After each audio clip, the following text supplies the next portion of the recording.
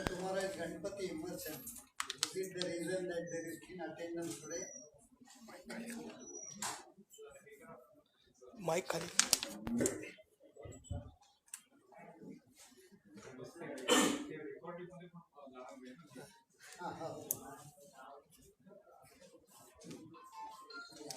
So, as usual, we are assembled here today for the Vijnana Ganga series lecture. The lecture is going to be on the artificial intelligence. Sachin, you are going to speak in English, Marathi? Marathi कृत्रिम बुद्धिमत्ता. चांगले मग म्हणजे आपल्याला सगळ्यांना समजेल, कारण त्यांच्या बायोडेटामधले एक एक शब्द जरा अवघडच जात होते समजायला तेव्हा मराठीमध्ये. आणि मला या निमित्ताने सर्वराव राजगोपालाचारींची एक आठवण होती. पुण्याच्या तुळशीबागेत त्यांचं भाषण एकदा रामायणावर होतं, केव्हा तरी 55 सालाच्या सुमाराला. आणि राजगोपालाचारी इंग्रजीमध्ये बोलत होते, त्यांच्या भाषेतलं पुणेकरांना समजलं नसतं तामिळमधलं. पण ते असं म्हणले की रामायणावरती इंग्रजीत बोलणं मला बरं नाही वाटत, म्हणजे रसम भातम चमचा काट्याने खाण्यासारखं वाटते मला. सचिन सातपुते हे पुण्याच्या Maharashtra knowledge corporation limited NKCA या प्रसिद्ध संस्थेमध्ये 2002 सालापासून काम करत आहेत. ते मुळामधले BE प्रोडक्शन इंजिनियर आहे, MBA, diploma in advance computing अशा बऱ्याच पदव्या मिळवल्यानंतर सुरुवातीला कुठे लेक्चरर, कुठे आणखीन काही अशी उमेदवारी करत करत NKCA ते आले. आणि तिथं आता general manager e governance business development programme येते लक्षात काय अशा अशा हुद्द्यावरती आणि अशा कामामध्ये ते आहे. अनेक पेपर्स त्यांनी लिहिलेले आहेत, अनेक कॉन्फरन्सेसमध्ये भाग घेतला आहे, देशी आणि परदेशी. त्याच्यामध्ये Berlin, Canada, UK, France, Thailand अशा ठिकाणी जाऊन ते आलेले आहेत. तेव्हा हा विषय तुलनेने आपल्याला नवीन आहे, कृत्रिम बुद्धिमत्ता.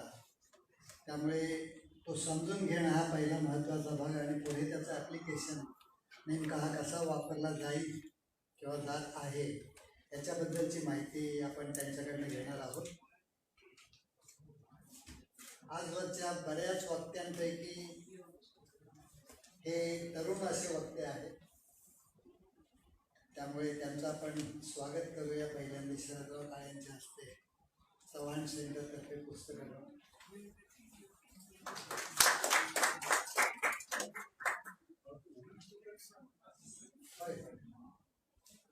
तुमच्या भाषणाला आता सुरुवात.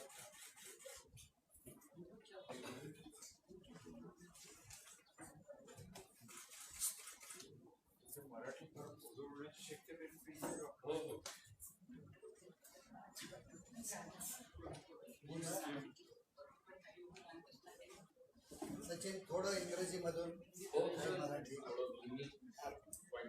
Mix audience.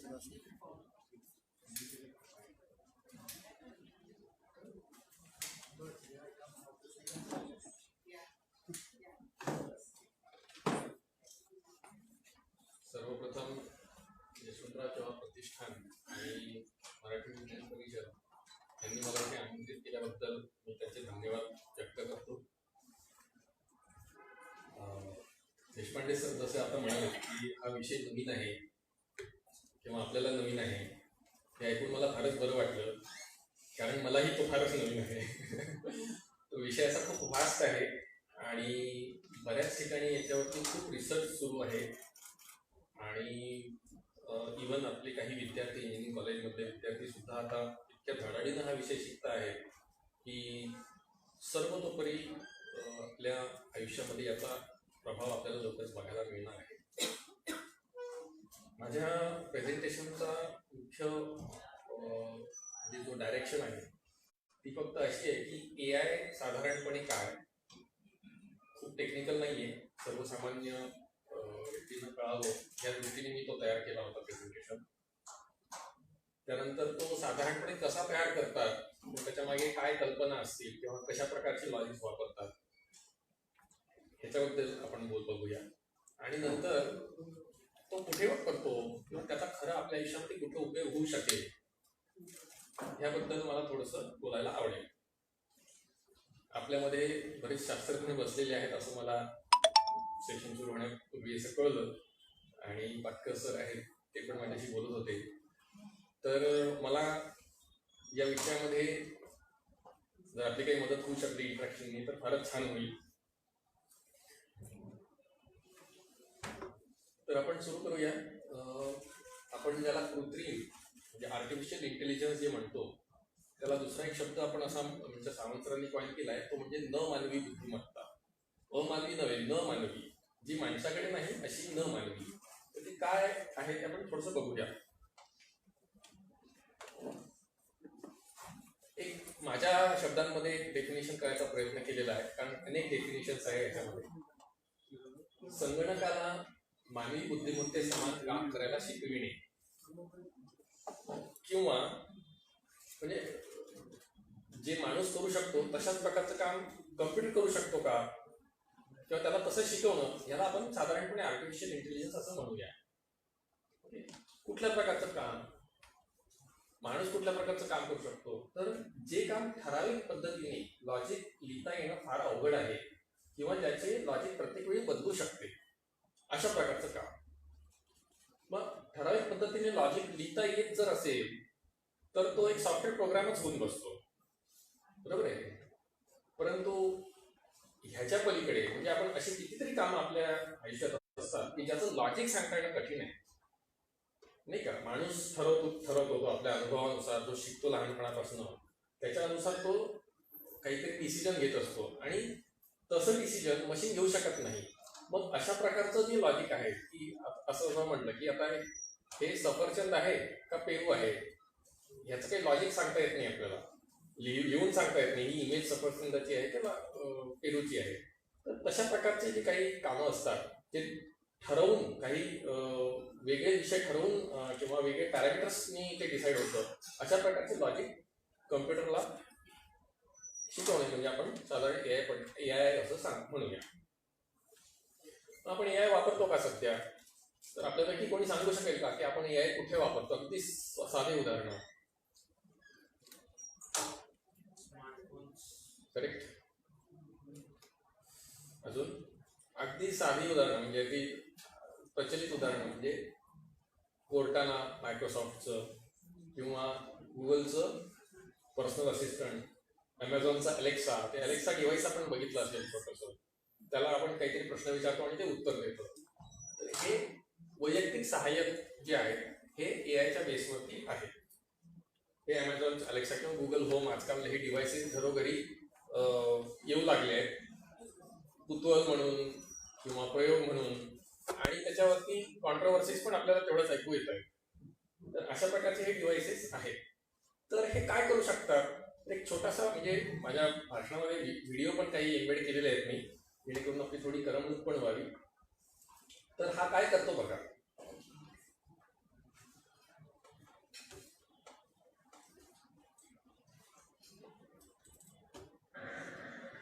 हा सुंदर पिचाई ज्यावेळेस त्यांनी गुगल असिस्टंटचं नवीन व्हर्जन लॉन्च केलं तर तो काय करतो बघा. Hi, I'm calling to book a women's haircut for a client. I'm looking for something on May 3rd. Sure, give me 1 second. Sure, what time are you looking for around? At 12 p.m. We do not have a 12 p.m. available. The closest we have to that is a 1:15. Do you have anything between 10 a.m. and 12 p.m.? Depending on what service she would like, what service is she looking for? Just a woman's haircut for now? Okay, we have it 10 o'clock. 10 a.m. is fine. Okay, what's your first name? The first name is Lisa? Okay, perfect. So I will see Lisa at 10 o'clock on May 3rd. Okay, great. Thanks, great. Have a great day. Bye. लक्षात आलं का काय केलं त्यांनी? तो जो personal assistant होता गुगलचा म्हणजे या व्हिडिओमध्ये थोडंसं सुरुवातीला दाखवतो या साईडला हा गुगलचा असिस्टंट आहे आणि इकडे एका हेअर सलूनची काय म्हणतो रिसेप्शनिस्ट आहे आणि त्या लिसा नावाच्या व्यक्तीसाठी तिने डायरेक्टली फोन केला आणि तिच्याशी संवाद साधून अपॉइंटमेंट बुक केली. म्हणजे इतकं आता AI ऍडव्हान्स झालेलं आहे हे आपण इथे लक्षात आलं असेल. ओके, पुढे जाऊया. दुसरं, फेसबुकवरती आपण बघितलं असेल की आपण जेव्हा एखाद्या व्यक्तीला टॅग करतो तर तो चेहरा तो कायम लक्षात ठेवतो. बरोबर आहे. आत्ताच मला यांनी सांगितलं की तुम्हाला मी टॅग करू का, म्हटलं ठीक आहे करा. तर या व्यक्तीचा चेहरा म्हणजे तो व्यक्ती कोण आहे हे तो स्वतः ओळखू शकतो. आपण गुगल फोटोज वापरत असाल त्यामध्ये आपले फोटो नावासह कळतात की हा व्यक्तीचा फोटो कुठूनही कळतो. तो कसा कळतो तर त्याच्यासाठी ते AI वापरतात. किंवा आपल्या ते गुगल फोटोचंच मी आता बोलत होतो, ते आपल्याला सजेस्ट करतं की तुमच्या इनबॉक्स मधला किंवा तुमच्या अल्बम मधला क्लटर क्लिअर करा, की हे डबल झालेले इमेजेस आहेत, पुन्हा पुन्हा रिपीट इमेजेस आहेत, ह्या तुम्ही क्लिअर करू शकता. ह्याच्यासाठी ते AI वापरतात. अनुवादक, एका भाषेतनं दुसऱ्या भाषेमध्ये लाईव्ह ट्रान्सलेशन हे आपल्यापैकी बऱ्याच जणांनी वापरलं असेल. किती जणांच्या मोबाईलवरती, अँड्रॉइड मोबाईलवरती ट्रान्सलेट नावाचं ॲप आहे? बऱ्याच लोकांकडे आहे आता. तर हे खूप छान उदाहरण आहे. नसेल तर खरंच जरूर डाउनलोड करा. आणि इतकं सुंदर आहे की त्यामध्ये तुम्ही एखाद्या, म्हणजे आता ही रशियन भाषेमध्ये लिहिलेला काहीतरी वाक्य आहे आणि तुमचा फोन फक्त त्याला पॉइंट आउट केला की तो तुम्हाला इंग्रजी भाषेमध्ये ट्रान्सलेशन करून सांगू शकतो की ते काय लिहिलेलं आहे. म्हणजे पूर्वी जे दुभाषांचं काम पडायचं की दुसऱ्या देशामध्ये आपण एखाद्या वेळेस गेलो असतो तर मला त्यांची भाषा कळत नाही, त्यांना माझी भाषा कळत नाही. आता फोनवरती असं नुसतं मी असं वाक्य बोलतो, तो त्याच्या भाषेमध्ये त्याला सांगतो की या मला जेवायला हवंय आणि तो म्हणतो माझ्याकडे अमुक अमुक जेवण आहे, हे मला मराठीमध्ये ते सांगू शकतं. तर इतकं ह्या लेवलला आता AI आता सध्या पोहोचलेलं आहे गुगलचा. हे आपण बरंच ऐकून आहे, चालक विरहित कार, ड्रायव्हरलेस कार, हा सुद्धा AI बेस्ड आहे. त्यानंतर एक चॅटबॉटचा एक प्रकार आपण एक बघूया. ही एक PVR सिनेमाची वेबसाईट आहे. इथनं थोडंसं क्लिअर दिसत नाही, माफ करा. पण हा काय करतो, तो कस्टमर त्यांच्या साईटवरती गेलेला आहे आणि त्यांचा एक चॅटबॉट आहे. त्या व्यक्तीला असं वाटतं की आपण कुठल्या तरी व्यक्तीशी बोलतोय, पण ते कॉम्प्युटर तिथे सांगतोय त्याला की कुठला सिनेमा बघायचा आहे, तर न्यूटन बघायचा आहे, कधी बघायचा आहे. तो साधारण सांगतो की मंडेला किंवा कुठलीतरी तारीख त्यांनी सांगितलेली आहे. कुठे जायचं आहे, जवळपास कुठलं थिएटर आहे. तर हा एक चॅटबॉट त्याला इंटरॅक्शन करतो आहे. तर हाही सुद्धा एक AIचा प्रकार आहे. स्किप करतो मी थोडा. दुसरा, गुगल मॅप्स आपल्यापैकी सगळेच जण वापरतात, राईट. आजच सकाळी मला इथे यायचं होतं तर मी त्या गुगलला मॅप्सला सांगितलं की मला देशपांडे सरांनी सांगितलं की 4 वाजेला तुम्ही पोहोचा. मी त्याला सांगितलं की मला 4 वाजेला इथं पोहोचायचं आहे या तारखेला आणि त्याला ॲड्रेस दिला. तर त्यांनी मला सांगितलं की साधारण 2 तास 20 मिनिटं ते 3 तास 50 मिनिटं याच्यामध्ये तुम्हाला वेळ लागू शकतो. तर त्याप्रमाणे मी किती वाजता निघायचं हे मला त्यांनी सांगितलं. बरोबर आहे ना. हे फीचर बऱ्याच जणांना माहिती नाही आहे, पण गुगल मॅप्समध्ये हे फीचर आहे डेस्कटॉपवरती. तर कुठल्या दिवशी किती वाजता आपण जात आहोत हे आपल्याला करेक्टली सांगतो. आणि हे कसं सांगतो तर त्यांच्याकडे मशीन लर्निंग आणि AI आणि डेटा, जो काही डेटा आहे आपल्याकडे गुगलकडे, त्याच्यावर ते आपल्याला सजेस्ट करू शकतात. आता हे वेगवेगळे प्रकार आपण बघितले AIचे. म्हणजे हे आपल्या दैनंदिन जीवनामध्ये हे ऑलरेडी आलेलं आहे AI. 20व्या शतकातील महाप्रवाह काय होते? मशीन्स, उत्पादन, कारखाने, वेगवेगळ्या सेवा, दळणवळण, संगणकीकरण, माहिती तंत्रज्ञान हे 20व्या शतकात ऑलरेडी आलेलं होतं. पण आता 21व्या शतकामधले काय महाप्रवाह आहेत तर इंटरनेट, मोबाईल प्रत्येकाच्या हातामध्ये आहे, त्याच्यात इंटरनेट आहे. दुसरं म्हणजे बिग डेटा. त्यानंतर बिग डेटाची एक लाट आली. सर्व ऍप्लिकेशन्समधून डेटा तयार होतोय, सगळीकडे वेगवेगळ्या प्रकारचा डेटा जमा होतोय आणि त्यावर आधारित AI, आर्टिफिशियल इंटेलिजन्स आणि मशीन लर्निंग अशा प्रकारच्या गोष्टी आता हे महाप्रवाह आहेत आणि ह्यामध्ये आपल्याला त्याच्यावरती स्वार व्हायचं आहे. आता हे आपल्या आयुष्यामध्ये इतका बदल करणार आहे की जेवढा बदल कॉम्प्युटर, इंटरनेट, मोबाईल ह्याच्यामुळे झालेला नाही, त्याहीपेक्षा जास्त बदल आपल्या आयुष्यामध्ये AI मुळे होणार आहे. भावी आयुष्यामध्ये सुरुवात झालेली आहे त्याची आता. तर साधारण हा आर्टिफिशियल इंटेलिजन्स वेगवेगळ्या पद्धतीने आपल्या समोर येत राहतो. मग हा कसा तयार होतो हा एक प्रश्न आपल्याला पडतो की हा तयार कुठून होतो, किंवा हे शास्त्रज्ञ किंवा त्याचे जे हे डेव्हलपर्स असतात, सॉफ्टवेअर डेव्हलपर्स, हे तयार कसं करतात. तर ह्यांच्याकडे प्रचंड डेटा जमा होत असतो. तो डेटा कुठून तयार होतो, तर मोबाईल कॉल करतो आपण, तो सुद्धा डेटा आहे. आपण फेसबुक वापरतो, त्यावर सुद्धा डेटा तयार असतो. व्हॉट्सॲप वापरतो, हाही सुद्धा एक डेटा आहे.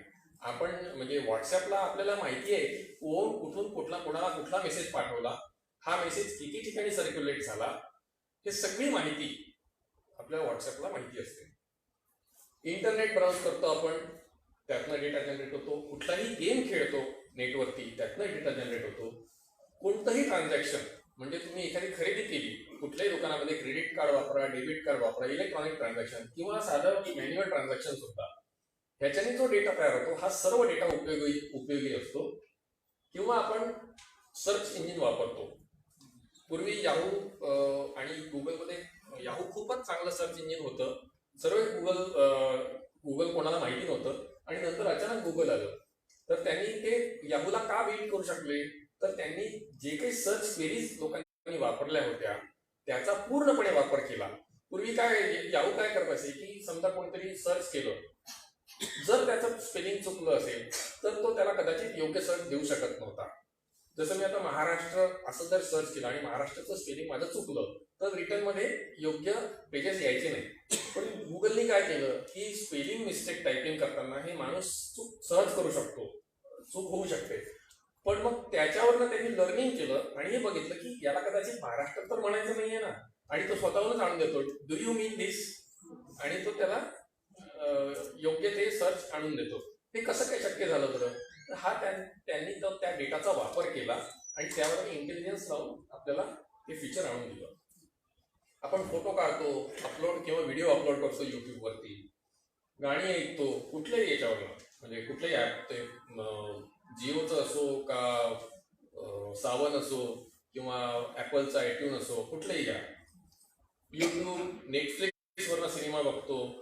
नेटफ्लिक्सला किंवा युट्यूबला माहिती आहे की हा युजर काय बघतो, कधी बघतो, कुठल्या प्रकारचे व्हिडिओज बघतो, आणि त्या पद्धतीने आपल्याला तो सजेशन देतो की ह्या व्यक्तीला अशा प्रकारचे व्हिडिओ आवडतात, आणि हळूहळू त्याच प्रकारचे व्हिडिओ, त्याच्याशी अजून संबंधित असलेले व्हिडिओ तो आपल्याला देत असतो. पण ह्याच्यामधनं काय तयार होत आहे, त्यांच्याकडे डेटा तयार होतो. आपण प्रवास करतो, गुगलचा नकाशा बघतो. जसं मी आता म्हटलं की गुगल मॅप बघून मी इथे आलो, तर मॅप बघताना माझ्या प्रोफाईलमध्ये हे सर्व डेटा सेव्ह झालेला आहे की मी कुठल्या तारखेला कुठून सुरुवात केली, कुठल्या स्पीडने माझी गाडी आली, कुठे मी थांबलो, किती वेळ थांबलो, मॉलमध्ये थांबलो का, फूड मॉलमध्ये, हे सगळा डेटा गुगलकडे जमा आहे. कॅब, उबर किंवा ओला आपण बुक करतो, मिलियन्स अँड बिलियन्स रोज, आणि इतका डेटा गुगलकडे आहे की त्याची म्हणजे गणना आपण करू शकत नाही. नुसतं गुगल काय, फेसबुक म्हणा, मायक्रोसॉफ्ट असेल, ऍपल असेल, ह्या सगळ्यांकडे प्रचंड डेटा आहे. आणि हा प्रचंड डेटा जो आहे त्यावरनं त्यांचं लर्निंग होतं. कसं होतं ते थोडक्यात आपण बघू नंतर. कॅब का, रेल्वे प्रवास, बस, विमानाची तिकीटं काढतो, हे सर्व आपला डेटा जनरेट करतो. ईमेल पाठवतो, कोणत्याही प्रकारची इंटरनेट आधारित सेवा जर आपण वापरली तर त्यातनं डेटा तयार होत असतो. आणि हा डेटा दोन प्रकारे आपण साधारण मानतो, एक स्ट्रक्चर्ड आणि एक अनस्ट्रक्चर्ड. स्ट्रक्चर्ड डेटा म्हणजे जे वेब ऍप्लिकेशन्स असतात, म्हणजे शॉपिंग केलं आपण तर कुठला आयटम घेतला, किती रुपये, किती क्वांटिटीमध्ये घेतला, त्याची किती प्राइस होती, किती टॅक्स लागला, हा स्ट्रक्चर्ड डेटा आहे, म्हणजे तो टेबलमध्ये मांडता येतो असा. आणि दुसरा अनस्ट्रक्चर्ड म्हणजे काय, व्हॉइस, व्हिडिओ, फोटोग्राफ, नाही का, डॉक्युमेंट्स, लेख, हे सर्व डेटा अनस्ट्रक्चर्ड आहे, त्याला काही स्ट्रक्चर नाही आहे. आणि हा अनस्ट्रक्चर्ड डेटा सुद्धा खूप महत्वाचा आहे.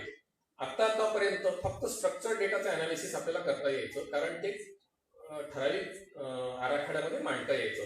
अनस्ट्रक्चर्ड डेटाचं अनालिसिस करून हे नवीन सेवा आपल्याला उपलब्ध होऊ शकतात. बरं, आता हे हे सर्व AI आल्यानंतर सगळ्यात महत्वाचा प्रश्न असा पडतो आपल्याला की ह्याच्यामुळे आपल्या नोकऱ्या धोक्यात आहेत का? तर त्याचं उत्तर होय आणि नाही असं दोन्ही आहे. जसं बातम्या जर आपण बघितलं आणि काल परवाच्याच टाइम्स ऑफ इंडियामध्ये आलं, robots will take over 52% of work by 2025. Airport for the future made by non humans, म्हणजे रोबोट्स तिथे काम करणार. मग हे कुठल्या प्रकारचं काम आहे? जसं आपण मी मगाशी म्हटलं की जे रिपिटेटिव्ह काम आहे, ज्याला एक ठराविक लॉजिक आहे, हे या प्रकारचं काम तर केव्हाच ऑटोमेट होणार आहे. रिपिटेटिव्ह प्रकारचं मुंडेन वर्क ज्याला आपण म्हणतो ते असतात प्रकारचं एक ठराविक लॉजिक आहे, हे तर केव्हाच ऑटोमेट होऊन जातं. मग आपल्याला असा प्रश्न पडतो की कोण कोणावर स्वार होतंय? AI आपल्या उपयोगासाठी आहे का आपले ते जॉब घेण्यासाठी आहे? हा आपल्याला नक्की प्रश्न पडू शकतो. तो आपल्याला विचारतो, I am not scared, are you? तर खरं तर हो आणि नाही, जसं मी म्हणालो. हो काय तर काही जॉब्स जे असतील जे रिपिटेटिव्ह प्रकारचे ते ऑटोमेट होणार आहेत, ते जॉब जाणार आहेत. त्याचप्रमाणे काही डर्टी जॉब्स किंवा डेंजरस जॉब्स ज्या ठिकाणी माणसाने काम करणं योग्य नाही, त्या ठिकाणी रोबोट्स त्याची जागा घेणार आहे. राईट. आणि ज्या ठिकाणी क्रिएटिव्हिटी आहे अशा प्रकारचे जॉब्स हे माणूसच करू शकणार आहे. एक असं म्हटलं जातं की संगणकीकरण करताना पूर्वी बँकांमध्ये सर्व जॉब जातील, असं एक ATM आल्यानंतर कॅशियरचे जॉब जातील. पण ज्यावेळेस एका प्रकारचे जॉब जातात ना, त्याच वेळेस दुसऱ्या प्रकारचे जॉब्स निर्माण होत असतात. म्हणजे ATM मशीन्स मॅन्युफॅक्चर करणे, त्यामध्ये रोजच्या रोज पैसे भरणे, त्यांचा मेंटेनन्स करणे वगैरे वगैरे ह्या प्रकारचे जॉब नव्याने तयार होत असतात. सो एक असं म्हटलं जातं की साधारण ऑटोमेशनची जी काही हे असते म्हणजे पेरिफेरी असते, त्या पेरिफेरीवरती, त्या परिघावरती नवीन प्रकारचे जॉब तयार होत असतात. सो त्याची रेडियस जेवढी मोठी ऑटोमेशनची तेवढे त्याचा हा परिघ जो आहे तो मोठा आहे आणि त्या वेगवेगळ्या प्रकारचे जॉब त्याच्यामध्ये तयार होत असतात. सो आत्ता आपल्याला असं वाटतं की AI ने जणू आपला ताबा घेतलेला आहे. कसा काय? तर आपल्याला तो उत्पादन सुचवितो किंवा घेण्यास उद्युक्त करतो. जर तुम्ही Amazonची साईट वापरत असाल तर आपण एखादा जर प्रॉडक्ट घेतला तर लगेच आपल्याला काय सांगतो तो की customer who bought this also bought this, आणि तुम्ही हे जर कॉम्बो घेतला तर तुम्हाला इतका % डिस्काउंट. सो नुसतं सजेस्ट करत नाही तर आपल्याला तो उद्युक्त पण करतो की आपल्याला मोहात पाडतो की अरे हे मी घेऊ का. राईट. तो तुमचे मतपरिवर्तन सुद्धा करतो. आता याबद्दल सगळ्यांनाच माहिती आहे अमेरिकेच्या निवडणुकीबद्दल की हाऊ इट अफेक्टेड अँड त्याबद्दल आपण जास्त बोलू नये. तुम्ही कधी कुठे काय कराल याची अचूक भविष्यवाणी करतो. म्हणजे हे आपल्या बिहेवियरवर सुद्धा याचा बऱ्यापैकी माहिती आहे. म्हणजे तुम्ही किंवा तुमच्या आईवडिलांपेक्षा तुमच्याबद्दल फेसबुकला जास्त माहिती आहे. मागे एक आर्टिकल आलं होतं ते मी वाचत होतो, तर त्यामध्ये असं म्हटलेलं आहे की काही नंबर ऑफ क्लिक्स जर तुम्ही केल्या, कुठले लाईक्स जर केले फेसबुकवरती तर तो तुमची पर्सनॅलिटी सांगू शकतो. काही शेकडो लाईक्स केले तर तुमच्या म्हणजे तुमच्या व्यक्तिमत्वाबद्दल तुमच्या पत्नीला माहिती नाही तेवढी माहिती त्याला माहिती असते, असं ते म्हटलं जातं. आणि तुमचे संबंध कोणाशी आहे ते सांगतो. ओके. मग आता ह्याच्यापासून आपण घाबरायचं आहे का? तर यासाठी आइन्स्टाईन यांचं एक वाक्य खूप चांगलं मला सांगावं असं वाटतं इथं. त्यांनी असं म्हटलेलं आहे की computers are incredibly fast, accurate, but they are stupid. आता इंटेलिजंट होत आहे थोडीकडे. Human beings are incredibly slow, inaccurate, but intelligent. So the two together can do incredible things. म्हणजे कॉम्प्युटरच्या शक्तीचा वापर आणि आपल्या बुद्धिमत्तेचा वापर हा जर जॉईंटली केला तर आपण काहीतरी अविश्वसनीय गोष्टी नक्कीच तयार करू शकतो. आता माणूस स्लो का म्हटलेला आहे आणि कॉम्प्युटरला फास्ट का म्हटलेला आहे, तर आपण हे बघूया की माणसाचं जे ॲक्झॉन, ज्याला न्यूरॉनचं कंडक्टर म्हणजे जे कनेक्टर आहे असं म्हणूया, त्याचा स्पीड काय त्यांनी सांगितलेलं आहे तर 10 ते 100 पल्सेस पर सेकंड. माणसाच्या मेंदूमध्ये या स्पीडनी माहिती फ्लो होते. वेरॅज कॉम्प्युटर सेमीकंडक्टर जर म्हटलं तर 100 ते 500 कोटी पल्सेस पर सेकंड इतका जबरदस्त स्पीडमध्ये फरक आहे. म्हणजे हे जे म्हणतायत ना, humans are slow, so they are slow in information processing, and computer are fast, they are very fast, but they can do only given instructions. आता हे कंडक्टरचा स्पीड आहे हा तुम्हाला माहिती असेल मूर्सच्या लॉ प्रमाणे हा दर 1.5 वर्षाला जवळजवळ दुप्पट होत जातो. बरोबर आहे. मूर हे इंटेलचे मला वाटतं संस्थापक हे आहेत शास्त्रज्ञ, आणि त्यांनी असं सांगितलंय की दर 1.5 वर्षामध्ये जी काही कॉम्प्युटेशन स्पीड आहे ही जवळजवळ दुप्पट होणार आहे. हा, so 2 times it will increase. म्हणजे जर आपण सुरुवातीचे कम्प्युटर्स बघितले तर ते खूप स्लो होते, नंतर त्याच्यानंतर 1.5 वर्षांनी जर आपण बघितलं तर त्याच्या दुप्पट शक्तीचा प्रोसेसर आपल्याला उपलब्ध होऊ शकत होता. आणि हे चालूच आहे. कधीपर्यंत चालूच राहील तर सेमीकंडक्टरची जी, म्हणजे आता मला फार तांत्रिकदृष्ट्या सांगता येणार नाही, पण त्याची जी चिप आहे त्याचे जे म्हणजे PNP जे असतं ट्रान्झिस्टर, त्याची थिकनेस इतकी कमी केलेली आहे की तो इलेक्ट्रॉन त्याच्या प्रॉपर्टीज तो टनेलिंग करून क्रॉस करू शकेल. असं जर ही लिमिट जर क्रॉस झाली तर त्यानंतर हा लॉ काम करणार नाही. मग त्याच्यानंतर क्वांटम जो कॉम्प्युटिंग आहे ते क्षेत्र सुरू होतं. पण आपण साध्या भाषेत जर बोलायचं झालं तर साधारण 2010च्या सुमारास एका कीटकाच्या मेंदूची जी स्पीड असेल कॅल्क्युलेशन करण्याची ती आपण क्रॉस केलेली आहे. 2018-20 पर्यंत एका उंदराच्या ब्रेनची प्रोसेसिंग स्पीड जी असेल त्याला आपण क्रॉस केलेली असेल, आणि साधारण 2025 पर्यंत ह्या स्पीडने जर आपण काम केलं तर मानवी मेंदूच्या क्षमते इतका प्रोसेसर आपल्याकडे उपलब्ध होऊ शकेल. आता हे सगळं का महत्वाचं आहे तर ही जी वाढणारी स्पीड आहे ही पूर्वी उपलब्ध नव्हती, आणि जी आता जशी जशी उपलब्ध होत आहे तसं बरं. त्यापूर्वी एक महत्वाची गोष्ट सांगतो मी, म्हणजे लक्षात येईल आपल्या, की कॉम्प्युटरमध्ये एक CPU असतो, बरोबर आहे, सेंट्रल प्रोसेसिंग युनिट, ज्याला आपण प्रोसेसर म्हणतो. ह्या प्रोसेसरची स्पीड एक दर 1.5 वर्षाला जी दुप्पट होते आहे, तर यामध्ये बरेच प्रोसेसिंग त्यांना करायला लागतं कॉम्प्युटरला. तर त्यानंतर त्यांनी GPU काढला शास्त्रज्ञांनी, चिप मेकर्सने. GPU काय करतो तर फक्त ग्राफिकल प्रोसेसिंग युनिट, म्हणजे फक्त ग्राफिक्स प्रोसेस करण्यासाठी एक वेगळे सेट ऑफ इन्स्ट्रक्शन्स त्याला द्यावे लागतात, आणि ते काम या मेन CPUवर पडू नये म्हणून त्यांनी ग्राफिकल प्रोसेसिंग युनिट काढला, आणि त्याच्यामुळे कम्प्युटरची इन्फॉर्मेशन प्रोसेस करण्याची, मल्टीमीडिया इन्फॉर्मेशन प्रोसेस करण्याची स्पीड खूपच वाढली. आता त्यानंतर गुगलने एक टेन्सर प्रोसेसिंग युनिट तयार केलेला आहे, एक TPU ज्याला म्हणतात. हा प्रोसेसर युनिट काय करतो तर न्यूरल नेटवर्क जे वापरतात, म्हणजे आर्टिफिशियल इंटेलिजन्ससाठी जे वापरलं जातं त्याच्यासाठी हा खास बनवलेला प्रोसेसर आहे, आणि हा प्रचंड वेगाने तुमचे न्यूरल नेटवर्कचं प्रोसेसिंग करतो. आपण ते थोडक्यात पुढे बघणार आहोत. आणि ही जी पॉवर तयार झालेली आहे ह्यामुळे अशी शक्यता निर्माण झाली आहे की आता आपण आर्टिफिशियल इंटेलिजन्स प्रॅक्टिकली वापरू शकतो. पूर्वी आता साधारण 1950च्या सुमारास ह्या कन्सेप्टची सुरुवात झालेली आहे, पण त्यावेळेस कॉम्प्युटेशन पॉवर उपलब्ध नसल्यामुळे आणि ती योग्य दरात उपलब्ध नसल्यामुळे आपण हे करू शकलो नाही. आपण काही ठराविकच लोक यावर काम करू शकले.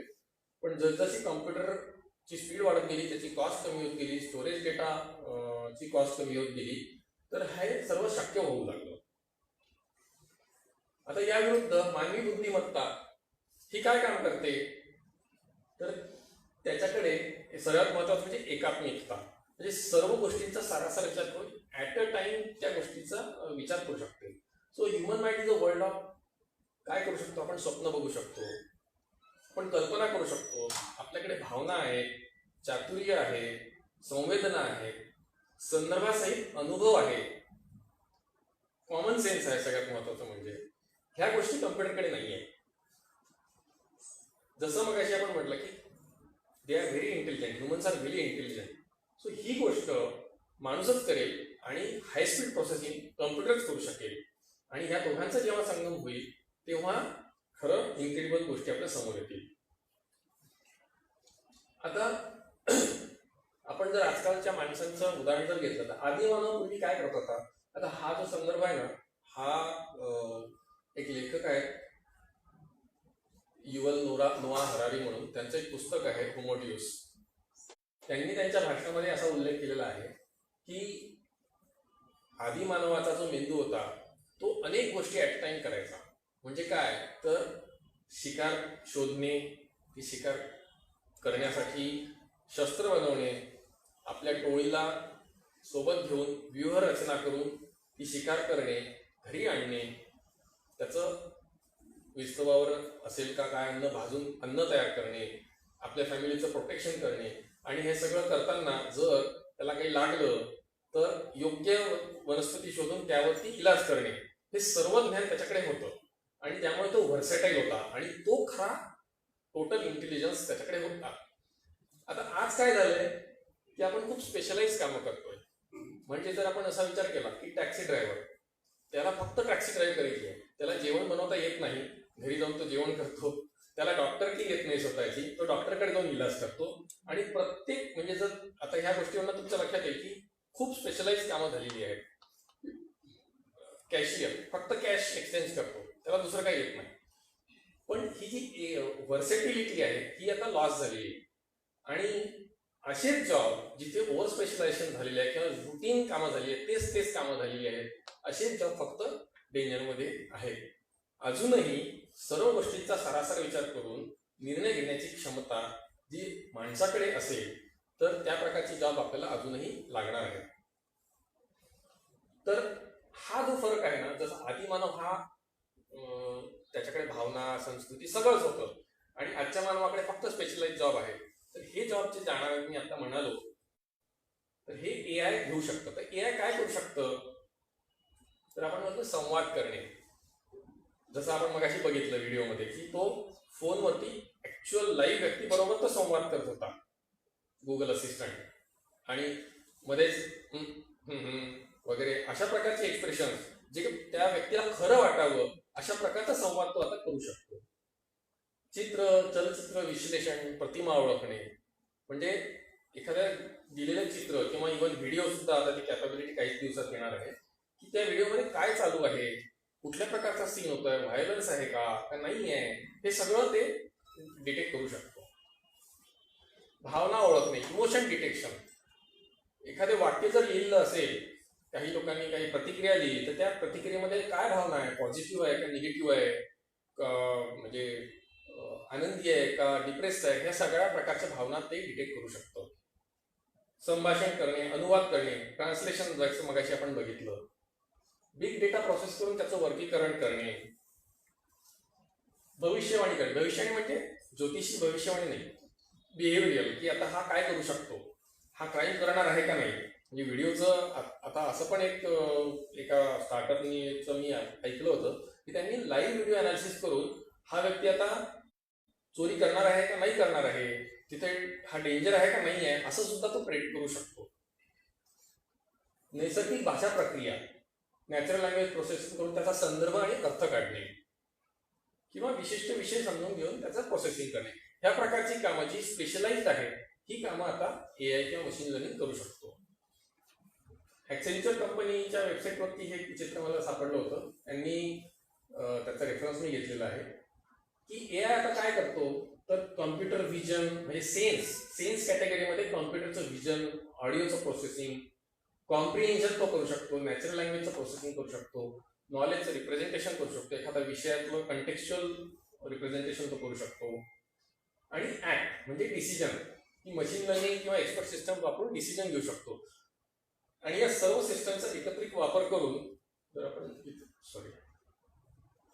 बघितलं आपण तर व्हर्च्युअल एजंट्स जे आता आपण बघितलं ना की चॅटबॉट आहे किंवा पर्सनल असिस्टंट आहे, identity analytics, cognitive robotics, speech analytics, आवाजावरून ट्रान्सलेशन करणे, रिकमेंडेशन सिस्टम्स, डेटा व्हिज्युअलायझेशन, ह्या प्रकारचे ऍप्लिकेशन्स याच्यातनं तयार होतात. आर्टिफिशियल इंटेलिजन्स हा जसं मी म्हणालो की 1950 पासून याची सुरुवात झालेली आहे. हा एक खूप मोठा एरिया आहे. त्यानंतर जसजशी कॉम्प्युटिंग पॉवर आपल्याला उपलब्ध होऊ लागली 80च्या सुमारास एक साधारण 2010 पर्यंत मशीन लर्निंग हे अस्तित्वात येऊ लागलं आणि त्याचा वापर जास्त वाढू लागला. आणि 2010 नंतर डीप लर्निंग हे परत न्यूरल नेटवर्क वापरून हे करतात.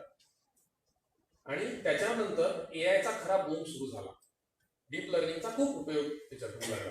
So deep learning is a subset of machine learning which is again subset of artificial intelligence. Okay, ही लक्षात येते का?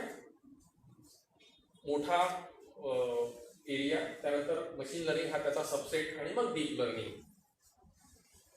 मशीन लर्निंग म्हणजे काय बरं, किंवा त्याची आपण एक थोडंसं कॅटेगरीज बघूया. याच्यामध्ये तो काय करतो, सुपरवाइज लर्निंग आणि अनसुपरवाइज लर्निंग.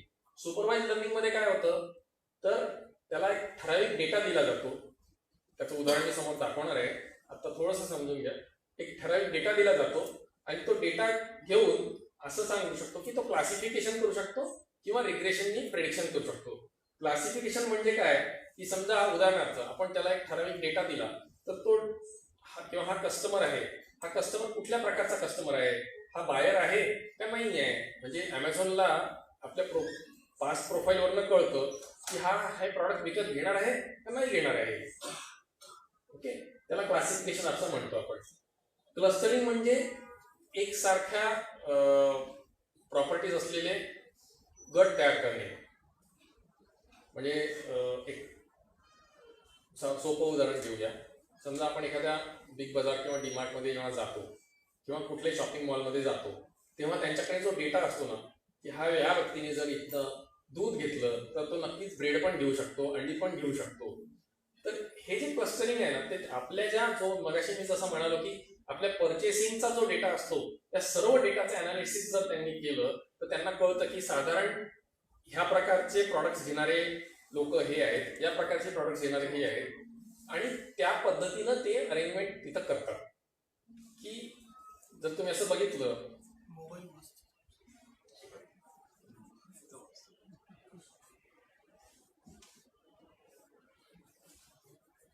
तर ते क्लस्टरिंग करतात प्रॉडक्ट्सचं की हे जर प्रॉडक्ट एकत्र ठेवले तर नक्की जास्त सेल होतील, कारण त्या व्यक्तीला तेच प्रॉडक्ट्स घ्यायचे असतात, ते माहिती असतं त्यांच्या डेटावरनं. तर असं क्लस्टरिंग ते करतात. अनसुपरवाइज लर्निंग, ज्याला डेटा दिला जात नाही आधी त्या डेटावरनं ते ओळखतात. आणि आधी डेटा दिलेला असेल तर तो आपल्याला क्लासिफिकेशन करून देतो किंवा रिग्रेशन म्हणजे काय की न्यूमेरिक व्हॅल्यू काढायची असेल की म्हणजे आजचं तापमान किती राहणार आहे ते न्यूमेरिक व्हॅल्यू आहे. पण हे सफरचंद आहे का पेरू आहे हे क्लासिफिकेशन झालं. तर असे क्लासिफिकेशनचा प्रॉब्लेम मशीन लर्निंग सॉल्व्ह होतात. ह्याच्यामध्ये आपण न्यूमेरिक डेटा किंवा म्हणजे स्ट्रक्चर डेटा त्याला देतो. जास्त महत्वाचं आहे, स्ट्रक्चर डेटा जेव्हा देतो तेव्हा ते मशीन लर्निंग मध्ये वापरतात. त्याच्यावरती साधं एक कार्टून मला दिसलं, तो काय म्हणतो, हे बिलबर्डचं कार्टून आहे. Based on your internet history you might be dumb enough to enjoy extreme sports.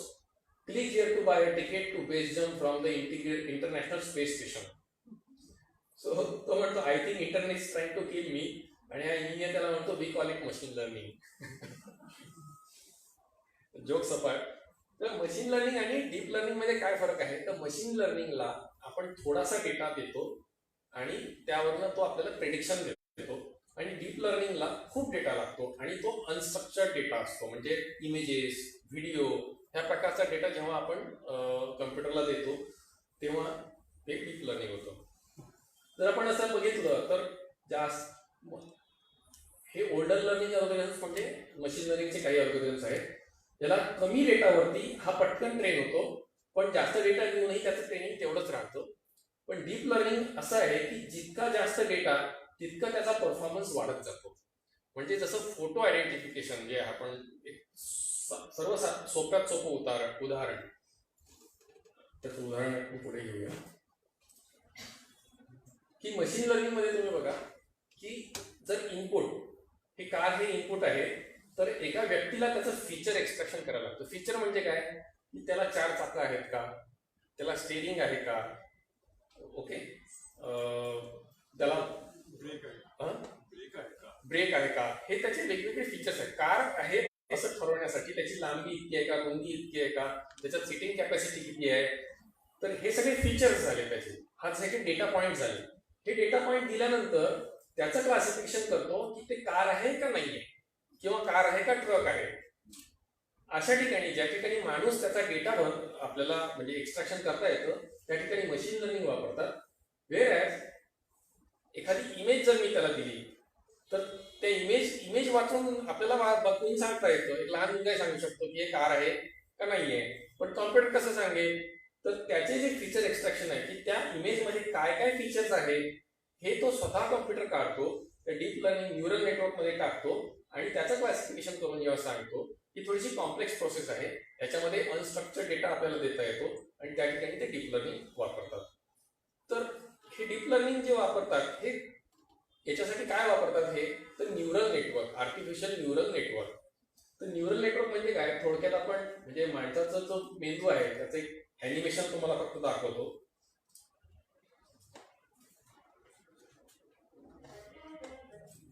हा मेंदू जो आहे त्याच्या आतमध्ये वेगवेगळे न्यूरॉन्स असतात. हे जे आहेत ह्या पेशी ज्या आहेत त्या मेंदूचे न्यूरॉन्स आहेत आणि ते एकमेकांना सिग्नल पास करत असतात.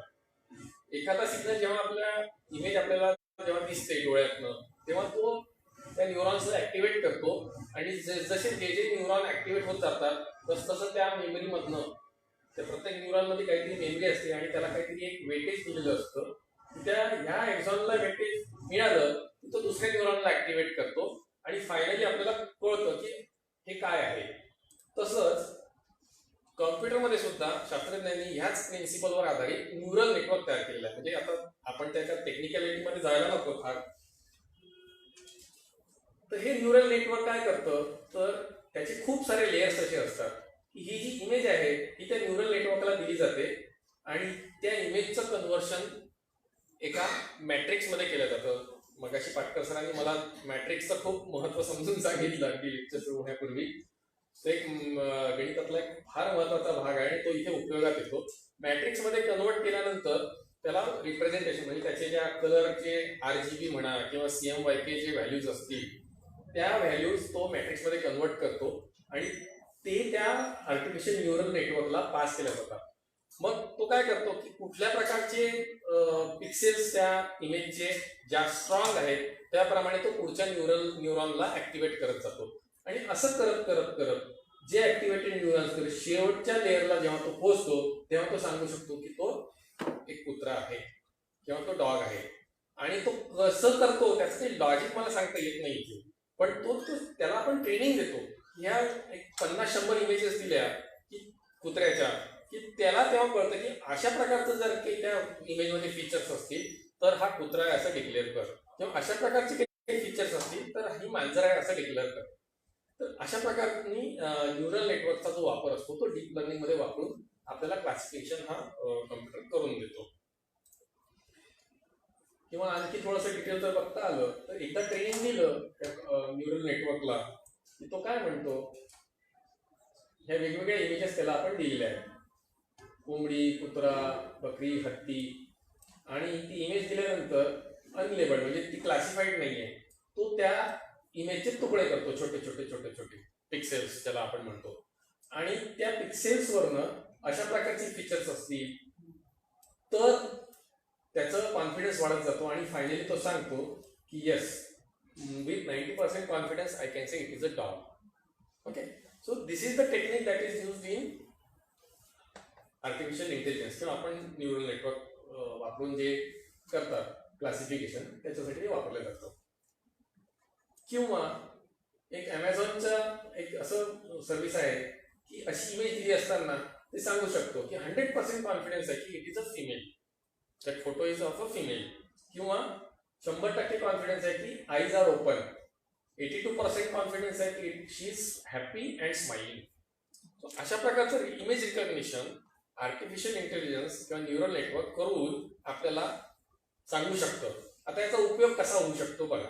हे सगळं छान आहे, हे आपल्याला खेळण्यासाठी किंवा अंडरस्टँडिंगसाठी मी सांगितलं.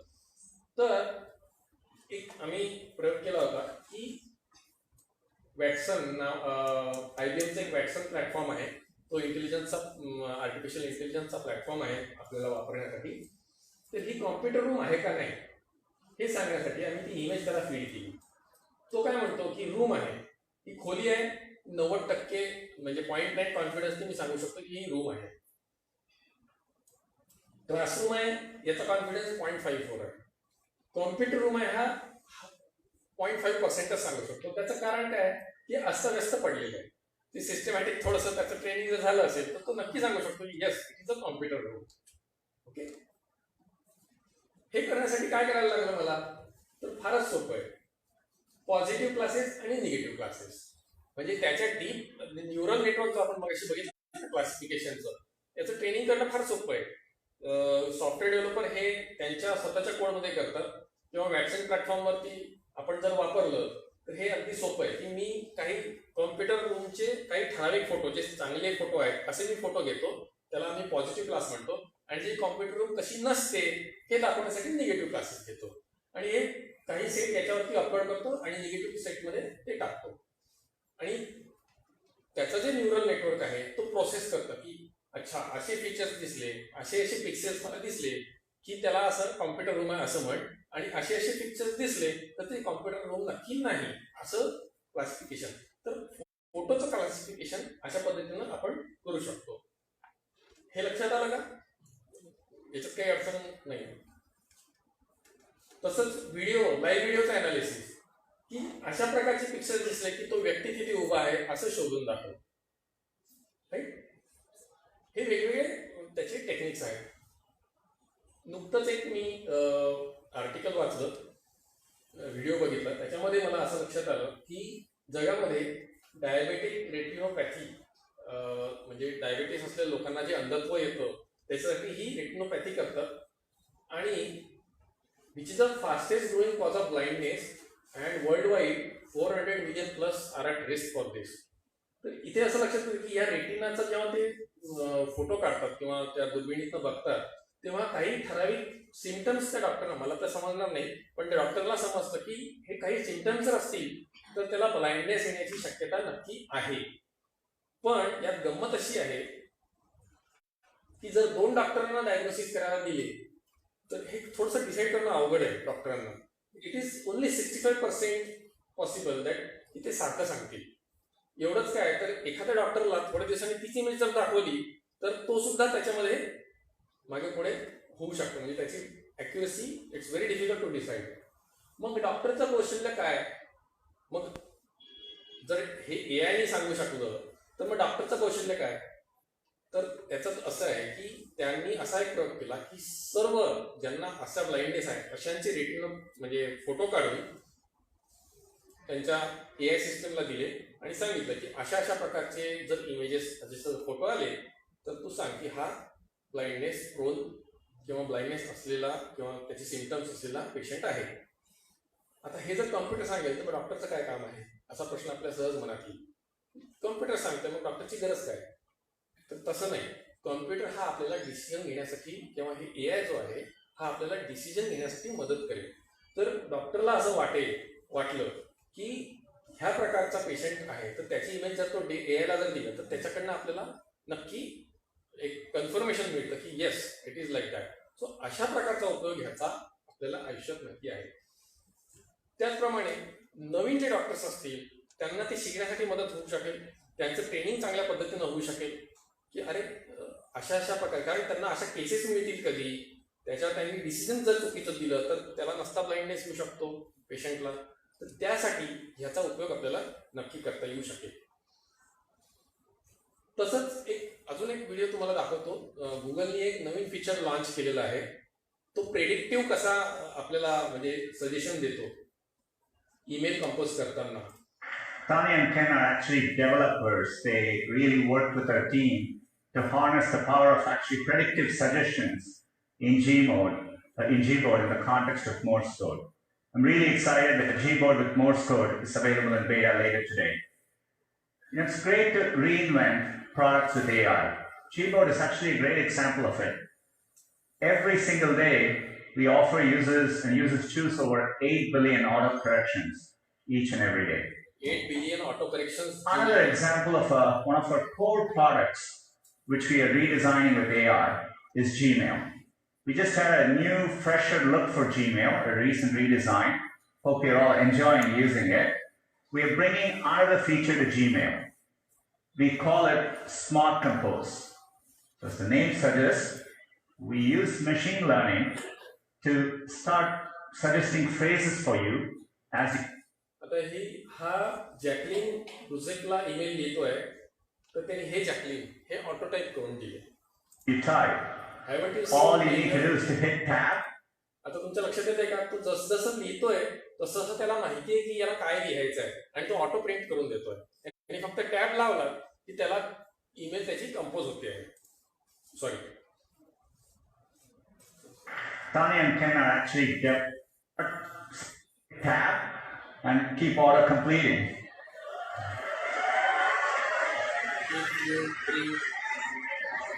लक्षात आलं का? हे कसं शक्य आहे? तर तो मशीन लर्निंग त्यांनी केलेलं आहे की मी काय लिहितोय त्याच्यापुढे मला काय लिहायचं आहे त्याचा प्रेडिक्ट करू शकतो तो, आणि त्याची टायपिंगची जी काही कामं आहेत ती फास्ट होऊ शकतात. हे काय तू मनातलं ओळखतो? मनात तर नाही ओळखत सर. साधारण आता जर मागे आपण बघितलं, Tanya, एक minute, look for G learning. आता इथे जर बघितलं आपण, त्यांनी जसं हे म्हटलं तसं त्याला माहिती आहे की तो Smart Compose. जॅकलिनला ईमेल Name येतोय. suggests हे जॅकलिन तो We use automatically machine learning to start suggesting phrases for you. haven't seen. Oh, sorry.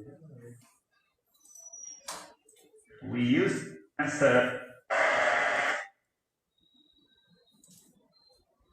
type. Haven't seen you in a while and All you need to do I hope you are doing well. तर हे तो suggest करतो. याचा अर्थ हा नाही की त्यांनी सजेस्ट केलं म्हणजे मला तेच लिहायचं आहे, पण it is able to predict की तुम्हाला काय पुढे लिहायचं आहे. सेंटेन्स कंपोज करून देतो आहे. सो आपला टायपिंगचा स्पीड वापरू शकतो, आणि हे शक्य जास्तीत जास्त आहे ना बिझनेसमध्ये जास्त कामात येऊ शकतं.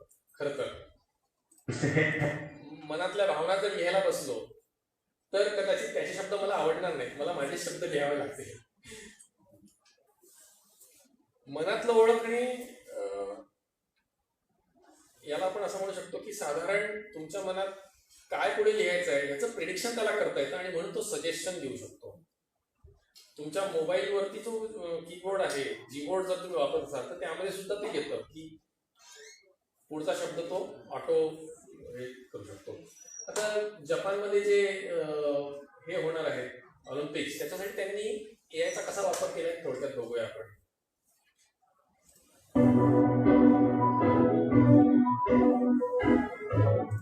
Sorry, driverless taxi for guest. त्याच्या स्मार्टफोन डोअर अनलॉक करू शकतात, त्याचं क्लिअर नाही करू शकतात.